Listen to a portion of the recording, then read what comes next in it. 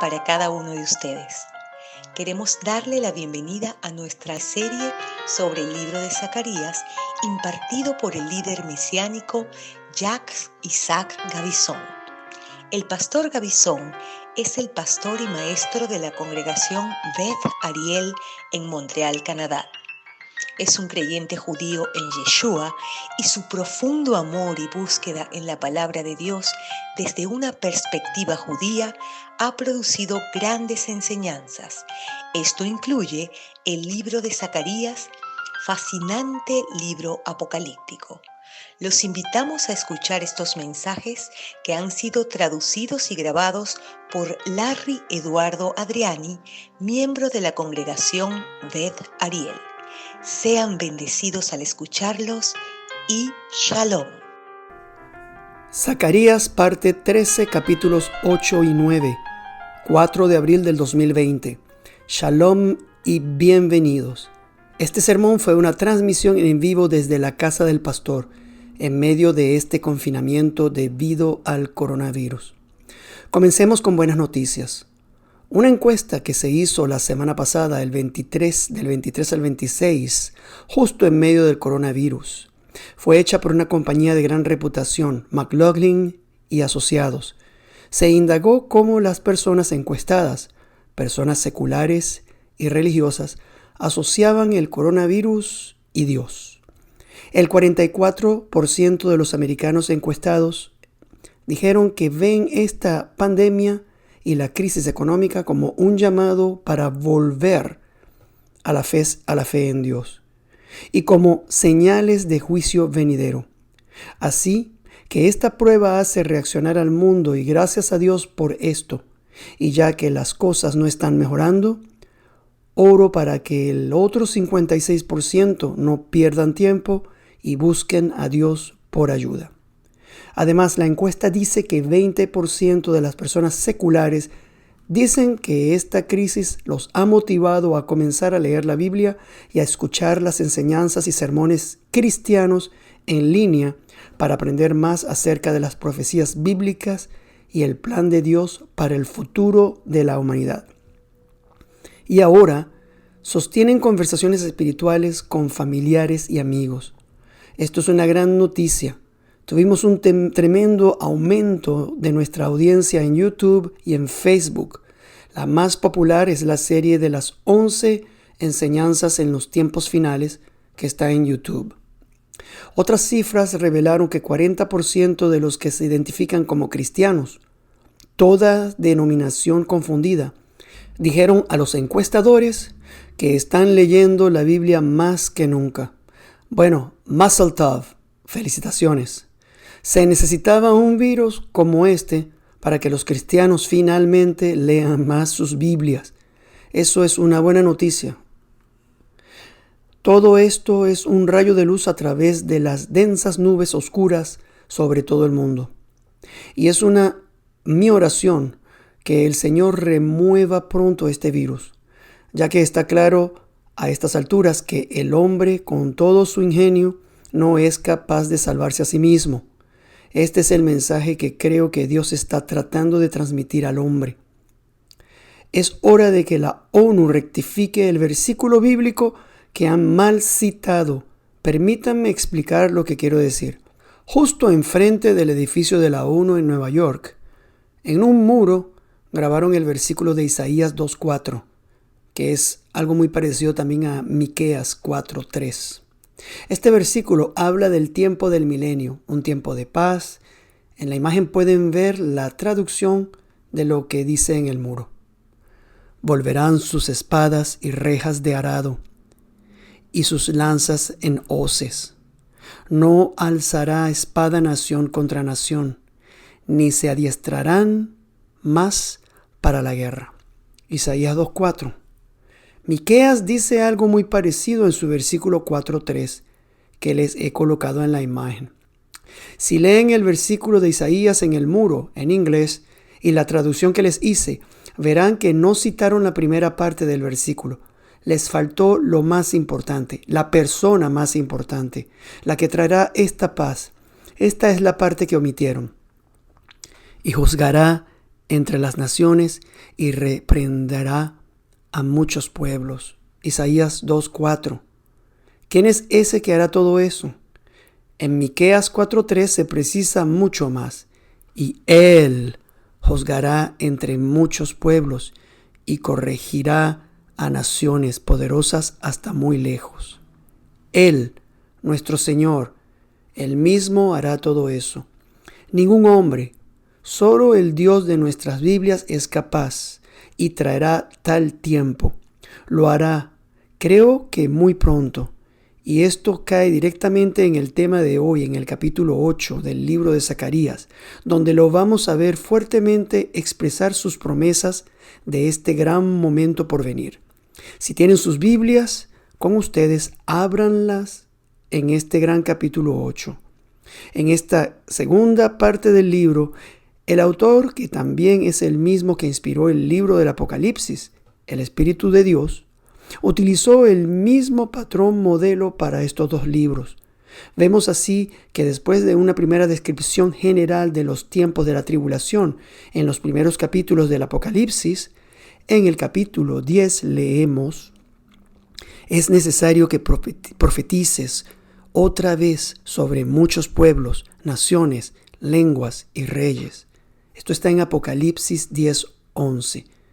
Luego, Juan detalla más a los involucrados, especialmente al anticristo, al falso profeta y a las naciones en guerra.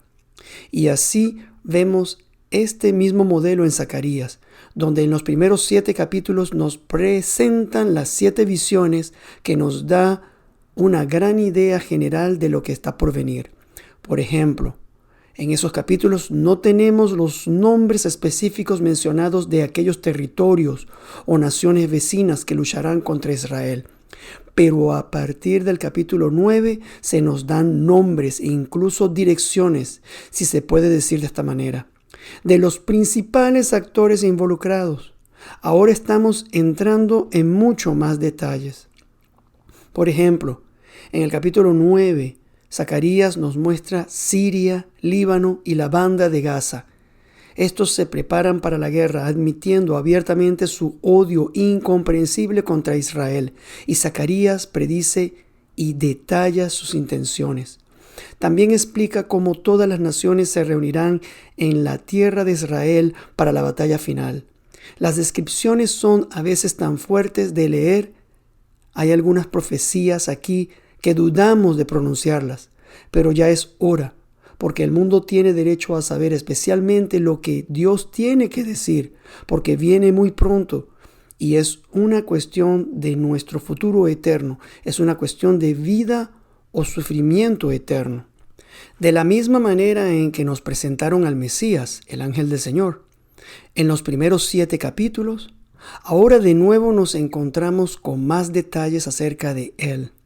Se nos lleva a ver en la segunda sección del capítulo 9 y en adelante cómo 2 individuos sufren, Jacob o Israel y Yeshua, el Mesías judío.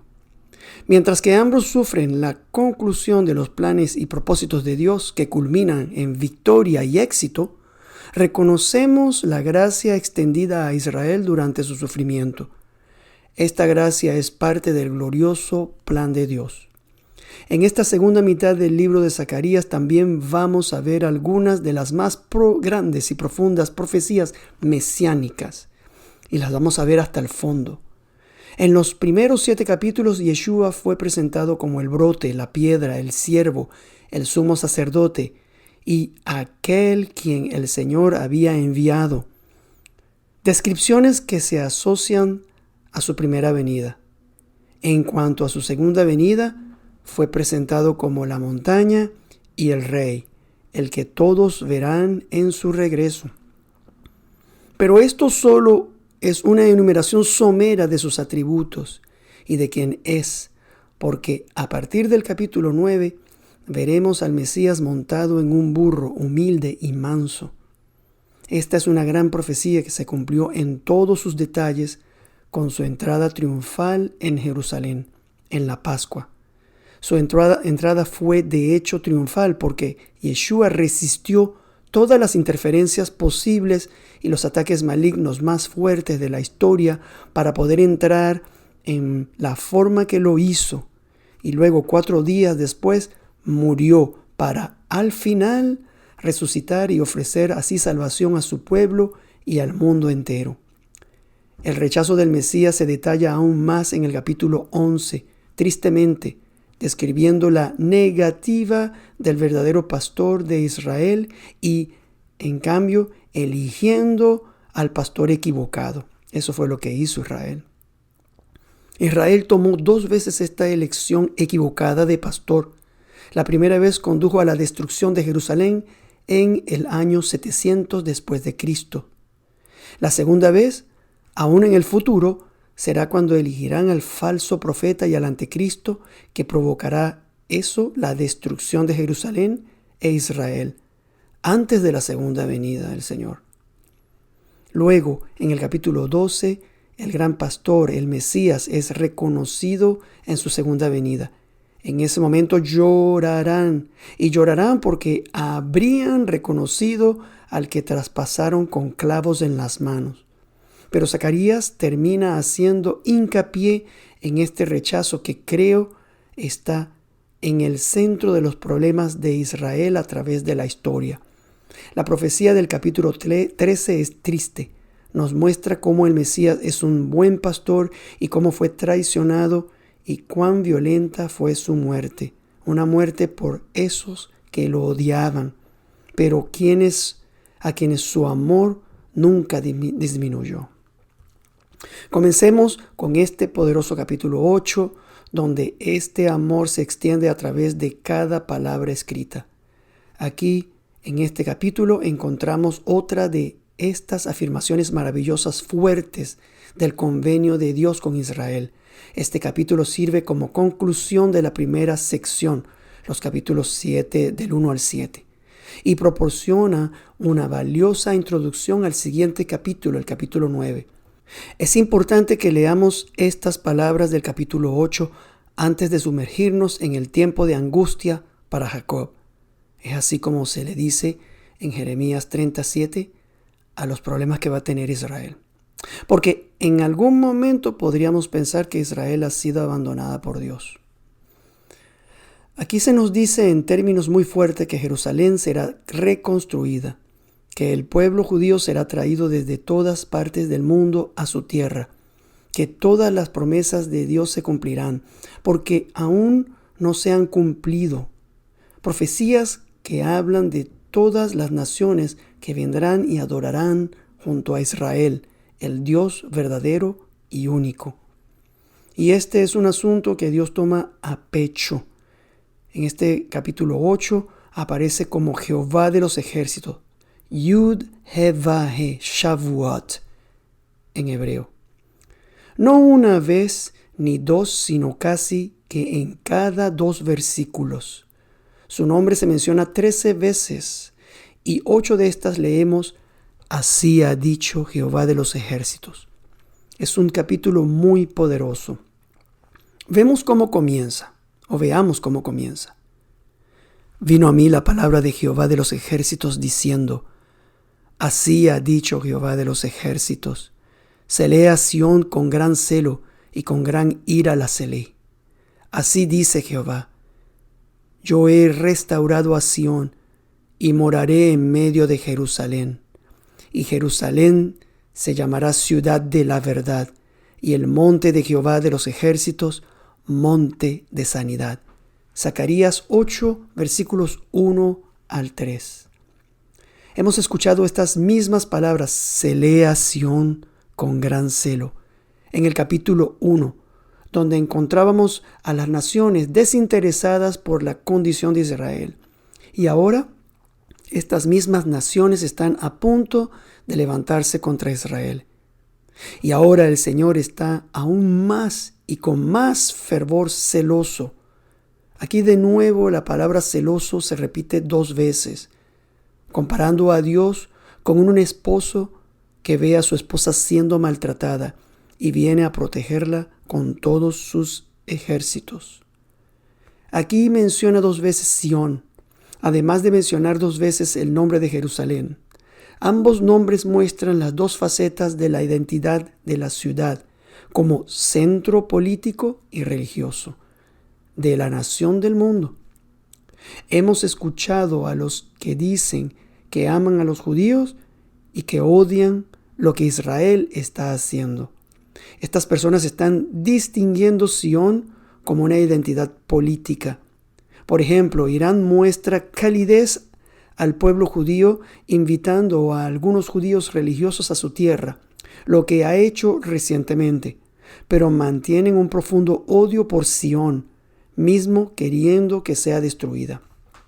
Algunos políticos, incluso de ascendencia judía, dicen que aman al judío, pero desdeñan lo que Israel está haciendo políticamente. Pero para Dios Sion es el pueblo, porque Sion es esa montaña santa sobre la cual su pueblo prosperará y desde donde saldrá la palabra de Dios y a donde regresará el Mesías. Este tipo de declaraciones de me gusta uno, pero no el otro, es una nueva forma de antisemitismo.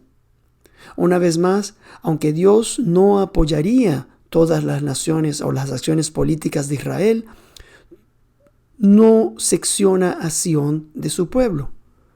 Pero vean la súplica apasionada de Dios. En el versículo 3 comienza diciéndonos, moraré en medio de Jerusalén. Y luego llama a Jerusalén por 3 títulos, y uno de ellos es completamente nuevo, ciudad de la verdad. Pero no en hebreo, es más que eso. Ir ha-emet, la ciudad de la única verdad. Es así como debería leerse y traducirse del hebreo. Sion debe ser vista como la ciudad verdad, mostrando esta y solo esta ciudad como la posesión personal de Dios. Y ver que aquí Jehová de los ejércitos, que es la verdad, el Emet, se revela aún más a través del Mesías, porque allí leemos, Jesús le dijo, yo soy el camino, la verdad y la vida. Nadie viene al Padre sino por mí. Esto es en Juan 14:6. Está dicho por el Mesías. Solo hay un Dios y una verdad. Y aquí Él, Jehová de los ejércitos, se revela a sí mismo en una persona, en la persona de Yeshua. ¿Cómo podría ser esto? 2 seres en uno. Esto es lo que vemos en el primer capítulo de Zacarías, y esto es lo que Pablo llama el misterio de Dios, tanto del Padre como del Mesías, en Colosenses 2:2. Este es el misterio del Ejad, en hebreo, 3 en 1. Y además de ciudad de la única verdad, aquí hay otros 2 títulos dados a Jerusalén. El monte de Jehová de los ejércitos, monte de santidad. Porque donde quiera que Dios esté, hay santidad, porque Él es santo. 3 grandes nombres para la misma ciudad. Así podemos ver a Dios en toda su plenitud sobre Israel, como la Trinidad. La ciudad de la única verdad ese título puede recordarnos al Hijo que trae la verdad a todos los hombres. El monte de Jehová de los ejércitos nos recuerda al Padre, porque su nombre está allí, el monte de Jehová de los ejércitos. Y el último, monte de santidad, nos recuerda al Ruach HaKodesh, o el Espíritu Santo, que trabaja en nosotros para hacernos santos día tras día. Y al leer el capítulo, hay una creciente emoción al ver el momento en que Dios se reunirá con su pueblo. Miren lo que dice en Zacarías 8:6. Y así dice Jehová de los ejércitos, si esto parecerá maravilloso a los ojos del remanente de este pueblo en aquellos días, ¿también será maravilloso delante de mis ojos? Dice Jehová de los ejércitos. Sin embargo, el texto original lee así, de forma parafraseada. Así dice Jehová de los ejércitos, si esto parecerá imposible a los ojos del remanente de este pueblo en aquellos días, así será imposible para mí, declara Jehová de los ejércitos. ¿Cómo que imposible para Dios? Esta forma de hablar nos hace ver cómo el Señor baja a nuestro nivel y expresa su fuerte deseo de estar con nosotros. Como si Él dijo humildemente: anhelo tanto ese tiempo en el que estaré tan agradado de estar con ustedes.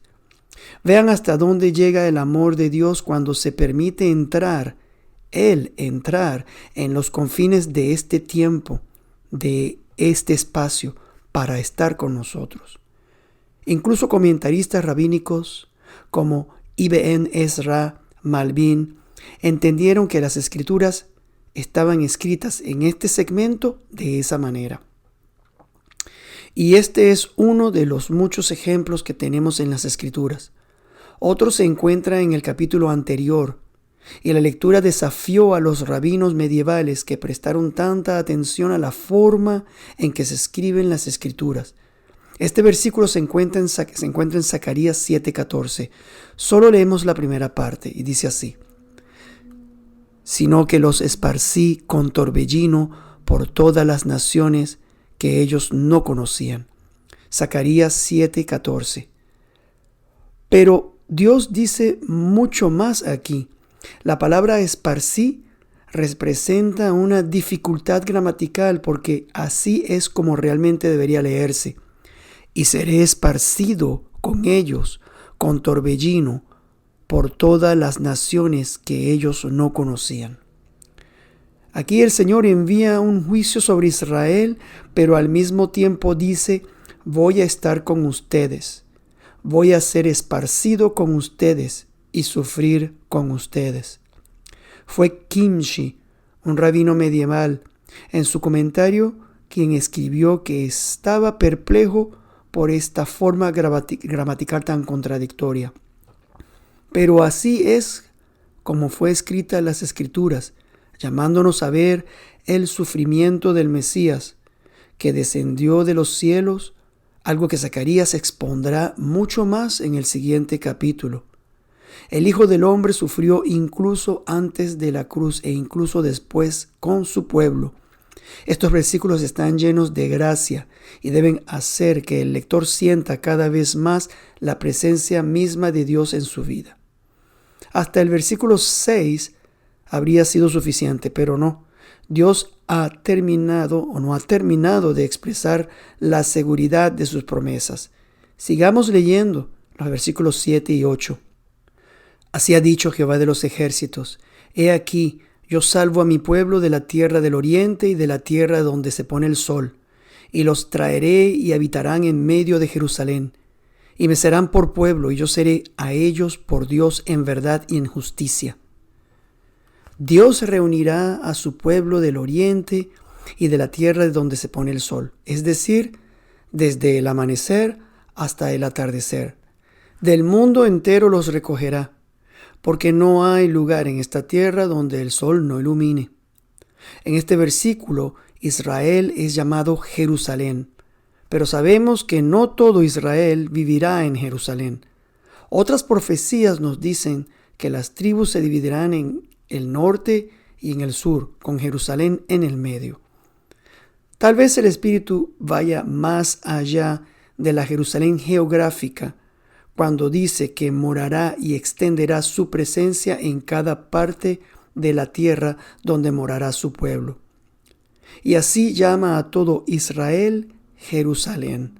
Además, esto también nos recuerda que el cielo, nuestra futura morada, también se llama la Nueva Jerusalén. Jerusalén entonces toma un significado mucho más amplio para nosotros y mucho más amplio que solamente la ciudad, pequeña ciudad que conocemos ahora. Más adelante, en el capítulo 9, entenderemos que Jerusalén se extiende hasta Damasco, otra sorprendente información. Sin embargo, dado que Damasco está dentro del territorio prometido a Abraham, pertenece al territorio de Israel, como Tiro y Sidón, que comprenden la mayor parte del Líbano, y como Gaza y los territorios palestinos. Ahora, hagamos una pausa por un momento, porque cuando uno lee estas cosas, uno se pregunta ¿Qué sucederá con el remanente de estas naciones que, por ejemplo, viven en los territorios palestinos y de las naciones que están en los territorios que se prometieron a Israel? ¿Qué les pasaría a estos creyentes cuando Jesús regrese? ¿A dónde van a ir? Porque ellos han vivido allí por milenios. Hay buenas noticias. Según Zacarías, estos creyentes seguirán viviendo allí y se convertirán en parte del pueblo de Dios. Permítanme llevarlos al siguiente capítulo, la segunda parte de Zacarías 9:7. Voy a parafrasear la versión de la Biblia de la Sociedad de Publicaciones Judías. Hablando del remanente de los que viven en la franja de Gaza, leemos: y él, que es filisteo, también será un remanente para nuestro Dios, y será como un jefe en Judá, y Ecrón será como el Jebuseo. Comparen eso con la Reina Valera 1960. El Targum es más directo. Los extraños que están entre ellos también serán añadidos al pueblo de nuestro Dios, y serán como príncipes de la casa de Judá. Comparen ahora estas tres versiones. Es evidente que dentro de estas naciones que están en la actualidad en guerra con Israel, hay un remanente de creyentes, y estos serán uno con Israel, como los judíos y los gentiles son uno en la iglesia, que es el cuerpo del Mesías. Ocasionalmente recibimos correo electrónico de creyentes que viven en Palestina, en Ramal. La semana pasada recibimos un correo electrónico de una persona que vive en algún lugar en el medio de Irak. Estas personas deben saber que Dios los ama y deben saber que permanecerán donde están y serán parte del pueblo de Dios cuando Jesús regrese.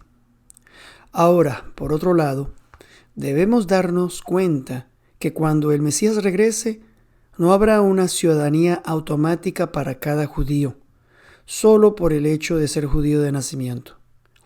Dios no salva a la gente ni rechaza a las personas debido a su nacionalidad o su ascendencia. Leemos en Ezequiel 20:38, justo antes de la inauguración de los tiempos mesiánicos, Dios dice: y apartaré de entre vosotros a los rebeldes y a los que se rebelan contra mí. De la tierra de sus peregrinaciones los sacaré, mas a la tierra de Israel no entrarán, y sabréis que yo soy Jehová. Ezequiel 20:38. Estos no son temas fáciles de discutir, pero estos versículos nos indican que todo es una cuestión de fe en Dios. Tanto los judíos como los gentiles necesitan tomar una decisión sobre su relación con Dios, sobre quién es Yeshua, y asegurarse un lugar eterno en la Nueva Jerusalén, donde habrá un remanente de todas las naciones del mundo. Por lo tanto, ya sea para el milenio o para el cielo, el tiempo eterno, el pedigrí no tiene ningún valor. Es una cuestión de la fe a través de Yeshua. Y qué irónico es que hoy el gobierno israelí dé a todos los judíos la ciudadanía inmediata, excepto los remanentes, aquellos que profesan a Jesús como su Salvador, los judíos mesiánicos. Y así pues, de los versículos 7 a 8, uno habría pensado que es suficiente, pero no, aún hay más información. Dios quiere que sepamos que Israel regresará a su tierra a pesar de la severidad de las profecías venideras. Vea las siguientes palabras hermosas en los versículos 12 y 13. Porque habrá simiente de paz, la vid dará su fruto y dará su producto la tierra, y los cielos darán su rocío, y haré que el remanente de este pueblo sea todo esto. Y sucederá que como fuisteis maldición entre las naciones, oh casa de Judá y casa de Israel, así os salvaré y seréis bendición. No temáis, mas esfuércense vuestras manos. Zacarías 8, versículos 12-13. ¿Quién es el simiente? En hebreo es Sera. en el versículo 12. ¿Y de dónde son? El simiente, aunque escrito en singular, son todos aquellos cuya fe está en Yeshua, porque así es como se le llama a él en Isaías 53. Después del relato de la muerte y la resurrección del Mesías, leemos en el versículo 10, ahí en Isaías 53. Con todo eso Jehová quiso quebrantarlo, sujetándole a padecimiento. Cuando haya puesto su vida en expiación por el pecado, verá linaje. Ahí está otra vez la palabra en hebreo, será. Vivirá por largos días, y la voluntad de Jehová será en su mano prosperada. Zacarías 53:10. Aquí vemos la misma palabra traducida linaje. Y cuando dice verá, está hablando de la resurrección profetizada en este bello capítulo de Isaías 53. Justo después de su muerte, se levanta y ve que verá su linaje o su simiente, como traducido en Zacarías, será. Estos son los que creen en su nombre, en el nombre de Yeshua. Somos el simiente espiritual del Mesías que pertenece a su cuerpo, la iglesia. Somos el resultado de su obra, y siendo un simiente, esto implica crecimiento y fecundidad visible en la vida de los creyentes. Y hay mucho más implícito cuando el creyente se llama simiente. Yeshua dijo en Juan 12:24, de cierto os digo, que si el grano de trigo no cae en la tierra y muere, queda solo, pero si muere, lleva mucho fruto. Juan 12:24. ¿Qué dijo Jesús acerca del grano? ¿Qué le sucede antes de que produzca frutos? Debe morir. ¿Qué significa morir con nuestro Mesías? Significa vaciarnos de todo orgullo y llenarnos de la presencia de Dios. Significa ser obediente, ser amoroso, ser humilde. Significa desarrollar un carácter como el de Cristo, como el de Jesús, como el de Yeshua.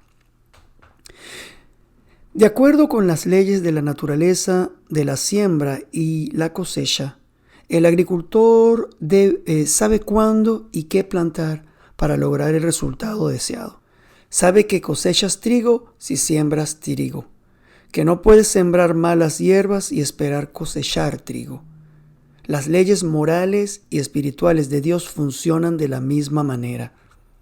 No puedes sembrar pecado y cosechar justicia, ni consentirse en cosas impías y cosechar justicia, ni promover querelas y esperar paz.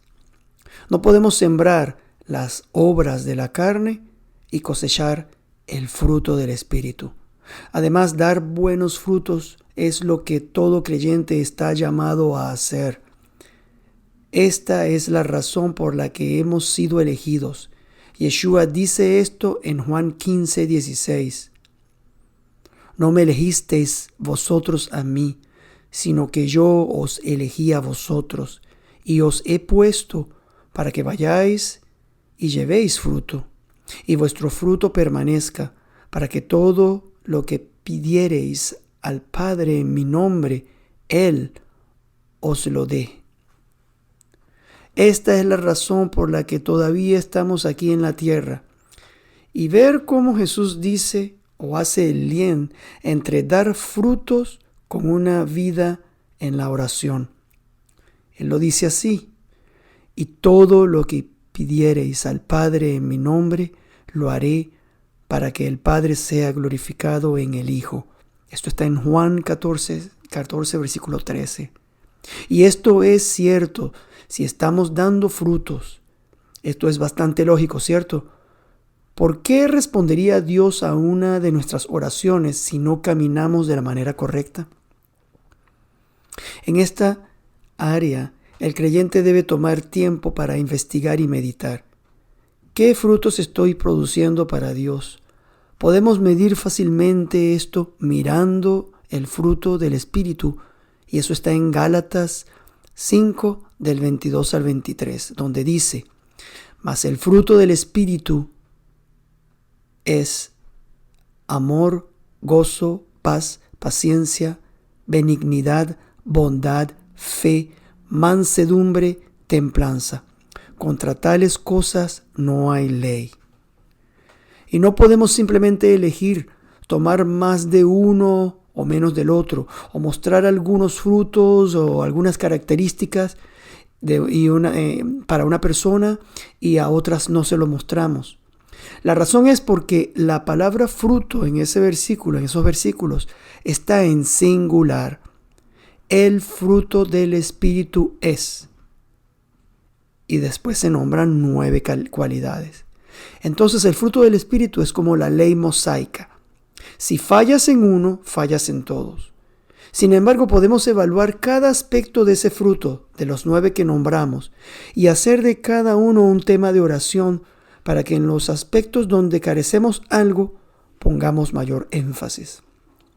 Ahora, volviendo al texto, ¿cómo podemos entender el siguiente versículo? Y sucederá que como fuisteis maldición entre las naciones, oh casa de Judá y casa de Israel, así os salvaré y seréis bendición. No temáis, mas esfuércense vuestras manos. Zacarías 8, versículo 13. ¿Cómo fue Israel maldición entre las naciones? Tal vez de la misma manera que el rollo volador en el capítulo 5, si lo recuerdan, donde ese capítulo hablaba de ese rollo como la maldición que sale sobre la faz de la tierra. Israel también, estando en la diáspora, está en la faz de toda la tierra, y debido a su supervivencia en medio de tanta adversidad, eso muestra al mundo la existencia de Dios. En su propia existencia, Israel representa un tipo de sacrificio y un tipo de profeta. Pablo, en los primeros versículos del capítulo 10 de la primera carta a los Corintios, habla de Israel como un ejemplo, y su historia fue escrita como un ejemplo para nosotros, para nuestra amonestación, es decir, como una advertencia, diciendo en el versículo 11, y estas cosas les acontecieron como ejemplo, y están escritas para amonestarnos a nosotros, a quienes han alcanzado los fines de los siglos. 1 Corintios 10:11. En la segunda parte de Zacarías 8:13, Dios dice, así os salvaré y seréis bendición. Teniendo en cuenta la intensidad de la persecución durante las tribulaciones, tiempo de angustia para Jacob, como se dice en Jeremías 37, apreciamos aún más la forma en que Israel será una bendición para las naciones. Y para esto leamos los 2 versículos 22-23. Incluso pueden sorprenderse por las poderosas palabras escritas allí. Y vendrán muchos pueblos y fuertes naciones a buscar a Jehová de los ejércitos en Jerusalén y a implorar el favor de Jehová. Así ha dicho Jehová de los ejércitos. En aquellos días acontecerá que 10 hombres de las naciones de toda lengua tomarán del manto a un judío diciendo, iremos con vosotros, porque hemos oído que Dios está con vosotros. Zacarías 8, 22-23. Recordemos que en la época de Zacarías, 3 grupos de personas desalentaron a los trabajadores que estaban haciendo el templo. El primer grupo, los que vinieron de la diáspora para dar sus diezmos, pero no tenían intenciones de regresar a la tierra para ayudar a construir el templo. Dios no necesitaba de ese dinero. El segundo grupo fueron los samaritanos y las otras naciones que constantemente interrumpieron la obra de la construcción del templo. Y el tercer grupo eran los ancianos, los supuestos líderes espirituales de los que regresaron, que recordaban el templo de Salomón y constantemente lo comparaban con el templo que estaban construyendo, que era más pequeño y que estaba sin terminar. Pero Dios estaba con los obreros y aquí les dice que Con el tiempo, el pueblo de las naciones vendría de todas partes para venir a orar en este mismo lugar, en el lugar que ellos estaban construyendo. Y además, escuchen esto, tomarán del manto a un judío diciendo, iremos con vosotros, porque hemos oído que Dios está con vosotros.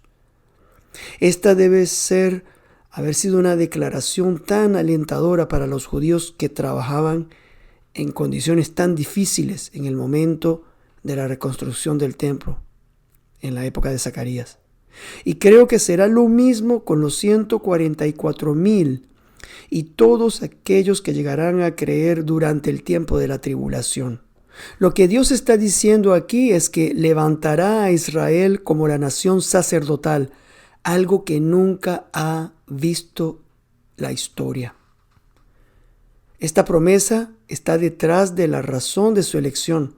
Justo antes de la entrega de la ley, les dijo, y vosotros me seréis un reino de sacerdotes y gente santa. Estas son las palabras que dirás a los hijos de Israel. Esto está en Éxodos 19:6. Las palabras de Dios son verdad y es por eso que esta promesa necesita ser cumplida.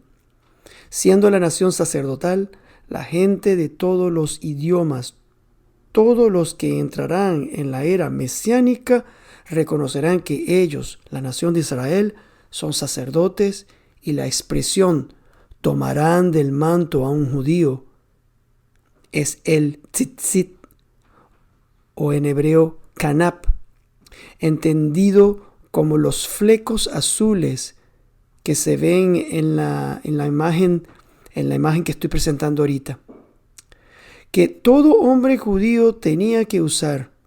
Esta palabra kanap fue traducida al griego como karspedú, que es la misma palabra para el borde del manto en el libro de Mateo, cuando se dice en Mateos 20, y he aquí una mujer enferma de flujo de sangre desde hacía 12 años, se le acercó por detrás y tocó el borde de su manto, porque decía dentro de sí, si tocares solamente su manto, seré salva.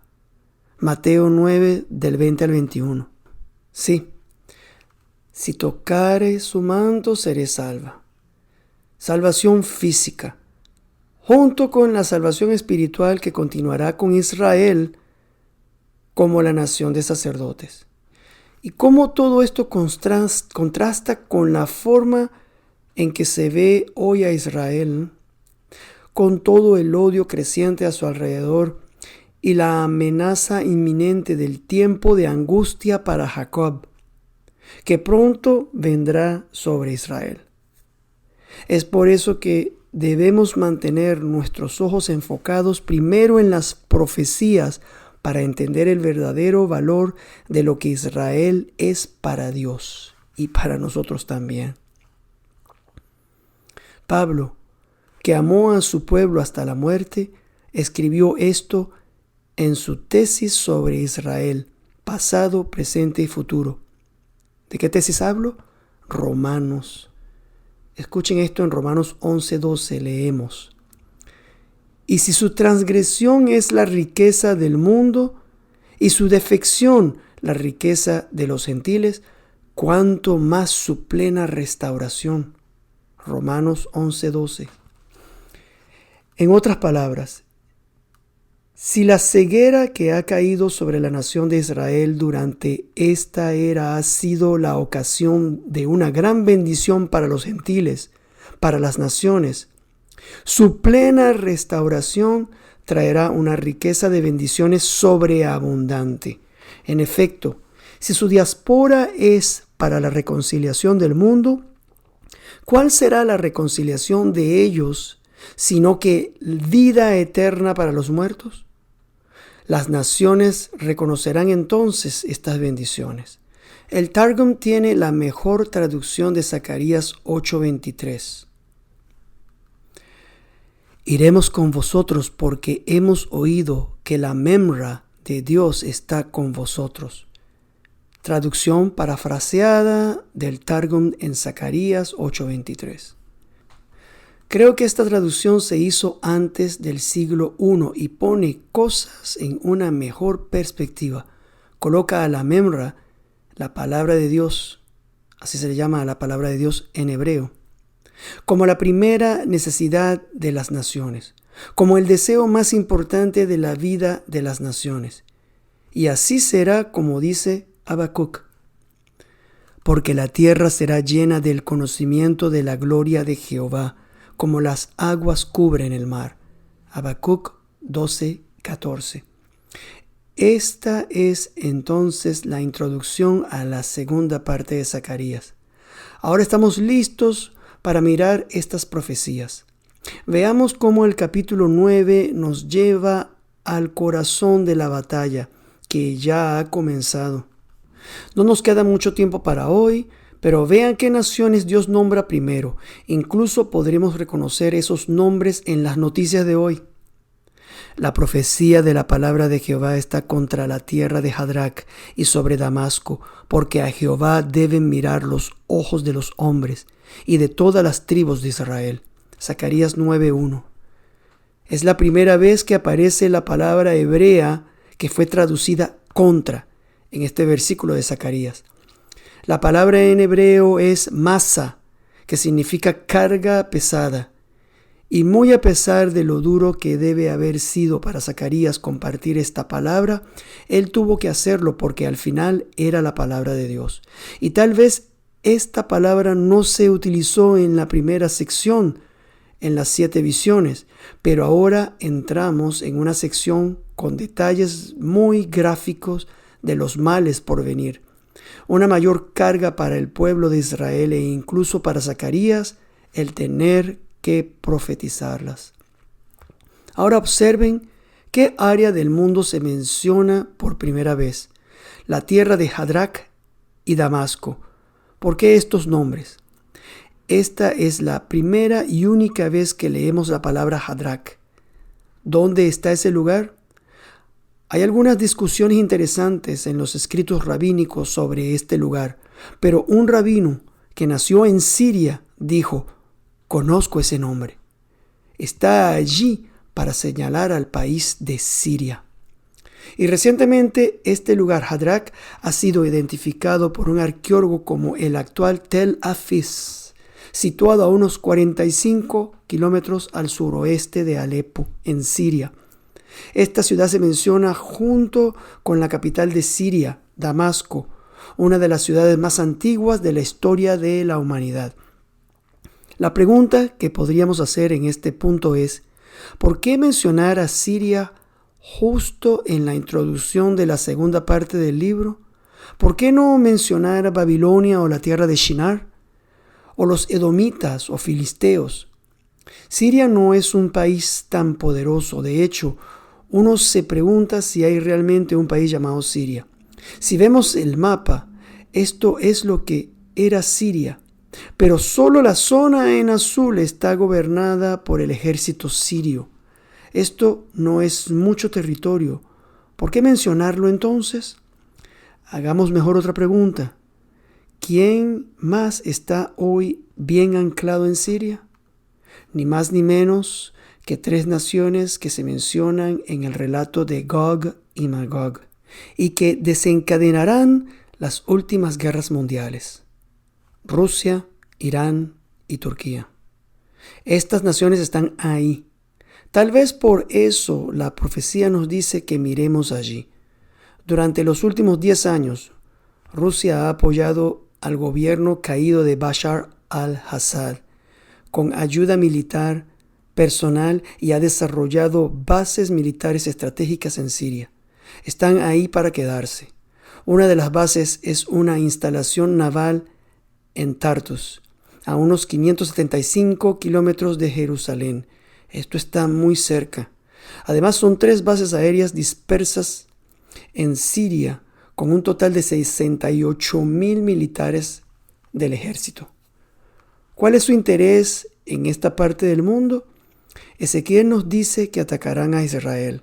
En Ezequiel, Dios dice: de aquí A muchos días serás visitado.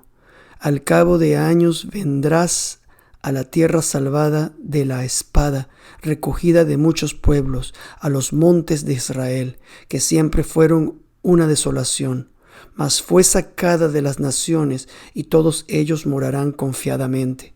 Ezequiel 38:8. Vean la imagen en el mapa. No tendrán que viajar mucho, allí están. Este versículo habla del tiempo del último regreso de los judíos a la tierra de Israel, descrito en Ezequiel 37 con la profecía de los huesos secos. Una época en la que hacia el final sentirán que están viviendo en seguridad. Esta seguridad se sentirá tal vez debido al falso tratado de paz con el anticristo. Pero después de esto, leemos bien en el siguiente versículo: subirás tú y vendrás como tempestad, como nublado para cubrir la tierra serás tú y todas tus tropas, y muchos pueblos contigo. Ezequiel 38:9. Y si leemos el versículo 3, dice: y di, así ha dicho Jehová el Señor, he aquí, yo estoy contra ti, oh Gog, príncipe soberano Mesec y Tubal. Ezequiel 38:3. ¿Quiénes son Mesec y Tubal que se identifican con Rusia? Uno es Persia, Irán, la nación más antisemita que pueda haber, y están en Siria, con unos 2.500 soldados a pocos minutos de la frontera con Israel. Esta es una zona a la que Israel está constantemente apuntando con bombas. Y el coronavirus no detuvo esta guerra en curso. El 1 de abril del 2020, de este año, el pasado miércoles, la Fuerza Aérea Israelí golpeó una base militar siria, donde los iraníes tenían un equipo para el Hezbollah. El otro país es Turquía o Togarma. También está allí en Siria. Este país también ha estado durante los últimos 10 años militarmente involucrados en Siria, y hoy también están aumentando su presencia en el territorio de Hadraq y Damasco, como Zacarías profetizó hace 2500 años. Estos tres países no tienen idea de que Dios los ha estado observando, y de muy cerca. Así que la mención de Siria, que abre la segunda sección de Zacarías, puede muy bien ser porque las guerras finales están desencadenadas en Gog y Magog, que es, para los comentaristas rabínicos, la guerra final que traerá la venida del Mesías. Observen la trayectoria que se traza al leer Zacarías 9. Véanlo en el mapa.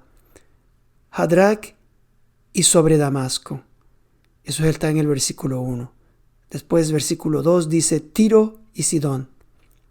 Luego Gaza también. Lo dice así en el versículo 5. ¿Quién está en el sur del Líbano? En Tiro y Sidón. Ahí está Hezbollah. ¿Y quiénes son? En su manifiesto el grupo afirma: nuestra lucha terminará solo cuando la entidad de Israel sea destruida. Ese es su objetivo. Su presencia no es solo en el Líbano, sino que según la página web de las Fuerzas de Defensa israelíes, tienen 8,000 hombres en Siria, alrededor de 40% de sus militantes. En cuanto a Gaza y Hamas, no necesitamos decir mucho. Hemos sido testigos de los implacables cohetes enviados a civiles en Israel. Según Shin Bet, la agencia de seguridad de Israel, entre 2017 y el 2019, Hamas disparó más de 2.600 cohetes sobre Israel. El objetivo aquí es aniquilar el Estado de Israel y establecer un Estado islámico. Como vemos la mención de Siria, Tiro y Sidón, Gaza y las ciudades vecinas, entonces no es de extrañar que Zacarías comience con estas regiones y lentamente nos lleva a las guerras finales, el Armagedón, porque parece que comienza en esa área de las ciudades nombradas, y hoy muchos rabinos están más conscientes de la próxima guerra de Gog y Magog. Para concluir, Mientras estas cosas están a punto de suceder y justo en el versículo 1, Dios declara a estos lugares como su lugar de descanso. Esos lugares mencionados, lugar de descanso de Dios. Porque la promesa de Dios a Abraham incluye esos territorios e Israel está aquí para quedarse por la eternidad. Jerusalén está destinada a extenderse hasta las puertas de Damasco. ¿Dónde está la prueba de eso? Lean el versículo 1 a partir de la Reina Valera 1909, pues esta versión honra bien el texto original en hebreo y dice así: carga de la palabra de Jehová contra tierra de Hadrac y Damasco su reposo, porque a Jehová están vueltos los ojos de los hombres y de todas las tribus de Israel. Así es Jerusalén destinada a seguir extendiéndose, y los desterrados vendrán y encontrarán descanso en ella para cumplir la promesa en las palabras que están escritas allí. Porque dice, y en Damasco será su lugar de descanso, su lugar de reposo. Sabemos que de acuerdo con las profecías de los tiempos finales, la gente se burlará de estos escritos proféticos. No solo la sociedad laica, porque lo han hecho desde el principio, sino que serán ridiculizados también, incluso dentro de las iglesias. Esto es también parte de los signos del final de los días. Es por eso que el estudio de Zacarías es tan crucial hoy en día. ¿Y qué pasa si se burlan de nosotros? Es inconsecuente. Lo importante es que ya sabemos el fin de las cosas desde el principio. Hamás y Hezbolá se encogerán y se derretirán como la cera en las manos del Dios Todopoderoso.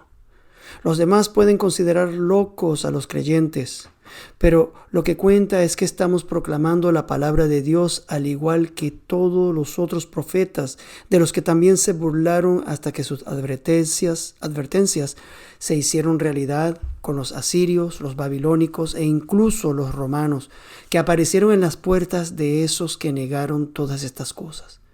Escuchemos las advertencias de los profetas y oremos así. Esto es una oración hebrea parafraseada al español. Emet ve yepsib, verdadero y fuerte. Verdadero y fuerte, imparcial y estable, justo y fiel, amado y apreciado, favorable y agradable, impresionante y majestuoso, recto y acogedor, bueno y hermoso. Tal es tu palabra para nosotros, para siempre y siempre.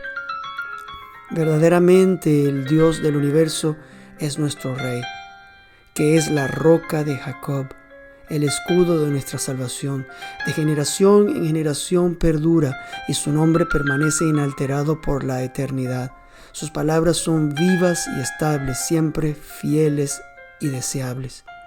Como lo fueron para nosotros, para nuestros padres, también lo son para nosotros, para nuestros hijos, para nuestra generación y para todas las generaciones.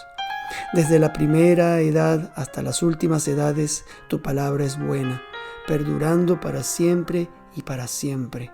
Es la verdad y la fidelidad, una ley que siempre perdurará.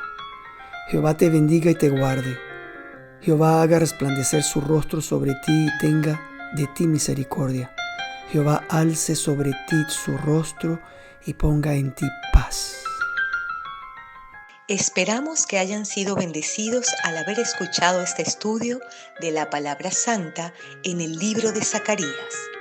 Damos la bienvenida a las preguntas que tengan con respecto a este tema o cualquier otra consulta bíblica. Puede ponerse en contacto con nosotros a través de nuestro correo electrónico vedariel.hispanos@gmail.com y nos pondremos en contacto con usted tan pronto como sea posible.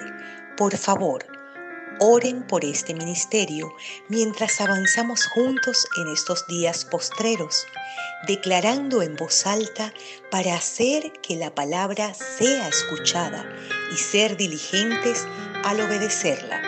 Bendiciones en nombre de nuestro Mesías, Yeshua. Shalom, shalom.